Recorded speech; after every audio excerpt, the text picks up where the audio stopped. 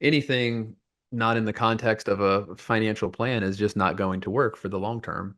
Everything you're doing, you're just like triaging a situation or you're trying to follow some hot trend, whether it's am I too late on Bitcoin, stocks are too high, real estate's too expensive, all of those things that are really distraction from the plan, which it all goes back to, what are your goals? Your goals determine your plan determines your portfolio. Everything else you're talking about is generally noise. Everything you see in media, including the stuff that I create, is, some level of noise. So you just got to like quiet out the voices, focus on your situation, what is important to you and your family. That's going to dictate what the plan looks like.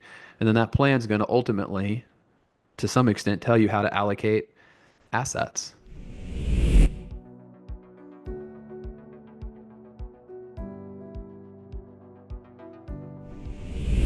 So I think it depends on someone's level of expertise, but there's a lot of people who can go on and retire and live a comfortable life in retirement and leave money to their children without a plan. Like it's possible, it's doable. But it's not a question if that you can do it, it's what's the opportunity cost for doing it yourself? Is you're always leaving meat on the bone because the best people in any line of work in the world have professionals that are coaching them and helping them get better, holding them accountable. Just because you can get to retirement, live through retirement, leave a legacy, that doesn't mean that that's the best possible outcome for the assets, the capital that you have to work with. I don't think that that should be the bar of can I do it myself? Is there a better way? And there's almost always the better way.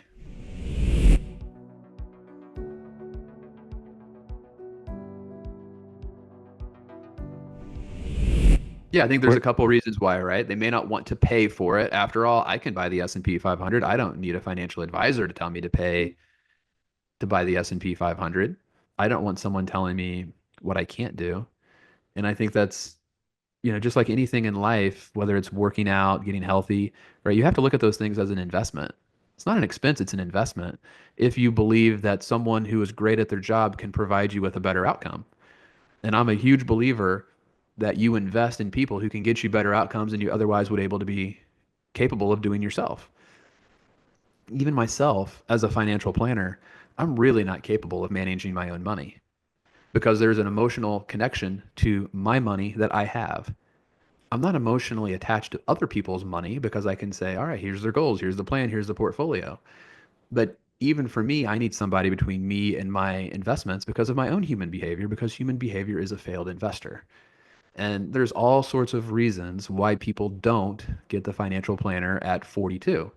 But I'm 100% convinced that if families started working with a financial planner at 42, it's going to be more discussions about what they can do versus what they can't do. And who doesn't want to hear the message that, you can take an extra vacation every year. Hey, you're really in a good spot. You can pay for private school for your kids if you want to. So I think that the message is all backwards based on head trash, whatever. I think working with a financial planner ultimately unlocks more things that you can do versus limiting yourself on what you cannot do.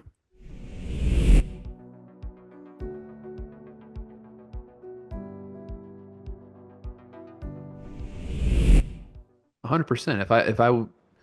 If I sold the business and became a junior college basketball coach, I would 100% hire a comprehensive financial planner because I know that there is always the human element that wants to tinker. We all want to tinker to some extent, or the vast majority of people want to tinker, especially males. And I just see it firsthand in all aspects of my life and other people's lives and being involved in sports for as long as I have been. There's a reason that the people who've reached the highest levels of sports, the people that we consider the greatest of all time, had coaches and professionals around them all the time. Even to another level, you had people who hung around those guys to keep them from distractions. Think if you had someone keeping you away from hitting the buy or sell button on the Robinhood account. I mean, that's the level that professional athletes go to avoid distractions for them. Most of Michael Jordan's professional career, there's a lot of things about him gambling and going out and doing his thing, but I mean, he literally had someone to basically entertain him in his hotel and play cards with him in his hotel because it wasn't a good idea for him to go out in public. I mean, think how much stuff that we consume even unintentionally every day, even just on the doom scroll for 15 minutes, how many things that you come um I've seen all the tulip bulb craziness of crypto stuff recently. Um, stock market's too high, real estate's too expensive.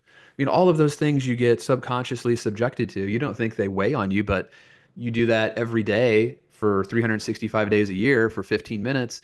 You consume a lot more of that subconsciously than you would expect, which leads you to trying to make a behavioral mistake. I think another reason why people don't reach out to financial planners is when they think about their own situation and they don't know where to start. That it's even difficult for them to articulate the conversation of why they're reaching out to you. So sometimes, you might ask me, well, what is the pain point? Well, sometimes they don't know the pain point. They they know it's there that they can't even really articulate their own story. And they just start kind of unloading puzzle pieces at you. And they don't know how it fits, and they have so much confusion because there's so much complexity within the financial world that they can't even articulate the pain. They just know that there's a pain there. And some people don't reach out because they don't know where to start. They don't know how to communicate that pain point that they're feeling, and they don't want to feel dumb when they reach out. And so I think that's part of the reason why we dress as casual as we do, because I do think it helps people feel more comfortable if I'm wearing something that hopefully is still professional, but casual, as opposed to coming in suit and tie, suited and booted, which can be a little bit more intimidating, that has people a little bit more on guard. And that's not reality. That's not how most people meet you. Maybe that is in some parts of the world. It's just not what we see every day. I mean, most of the people that we see are dressed like us. I haven't seen anybody dressed in with a tie on in years.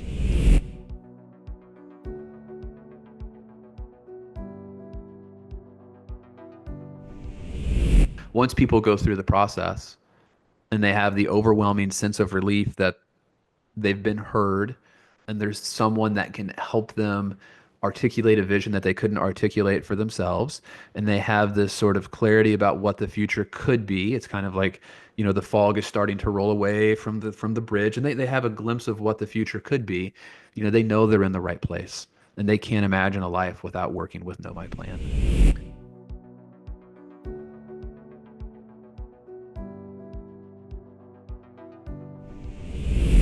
Yeah, and I don't know where that I don't know the origin of that. If that's oh, we're going to do a detailed budget and we're going to look at your last 6 months of spending history and try to figure out how often you're going to Starbucks. I mean, maybe there's some people that are doing that. I mean, that's not how I want to do financial planning. I don't think that's how the masses do financial planning. I think you articulate, what are the most important things to you, and you got to be intellectually honest with yourself. And that's a hard thing. You can't tell me that paying for your kids' college is the most important thing to you, and you put $50 a month into the 529s, but you spend $1,400 on your car payment. Like, you got to be intellectually honest with yourself, and there's some level of accountability that has to be held there. But as long as you're doing the things that you say that are important to you, then I don't care what you do with the rest of the money. If you have $5,000 left over at the end of the month after you've funded everything that you said is the high priority items for you, that's part of your long-term vision for future happiness for yourself and your family to live the life that you want to live. I don't care whether that other $5,000 gets spent on golf or trips to Red Lobster or whatever the case might be. Like, it doesn't matter. You have to balance the living today with the future. But I'm 100% convinced, and I've seen it play out. The people that work with advisors earlier have more flexibility later in life, and they get to do more fun stuff. I mean, it's so cool to see the clients now that are in their 60s and 70s that are retired to kind of see the other wave of it.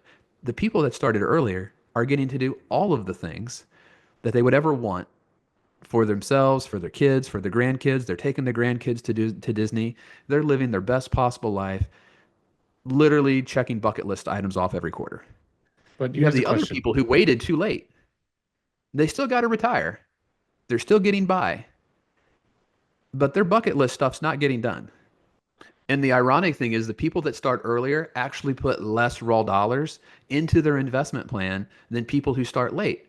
because the people who start late have to then start saving large percentages of their paycheck when they wake up at 50 or 55 and they're like, oh my goodness, I'm 50 or 55 years old. I only have a decade left of prime working years. And I'm here to tell you, if you get laid off after 55, it ain't easy getting another job. And then you're in a situation where you're in survival mode. I don't know how I'm going to do it, but if I'm ever going to retire, I'm going to have to save a third of my salary. So now we're going to eat ramen noodles for a decade because I failed to save in my 30s and 40s. The people And who start in their 40s and go slow and steady, it's tortoise versus the hare, slow and steady, they put less dollars into the plan over the life of the plan. They have more money at the end and they get to do more fun stuff at the end of the day. Not only did they get to do more fun stuff at the end of the day, they got to do more fun stuff along the way because they had confidence in the long-term plan and they had permission to spend the money guilt-free on fun stuff. But, life's not easy when people are forced to start doing massive saving after 55. Life is very cruel to people in the W2 world, once they hit 55.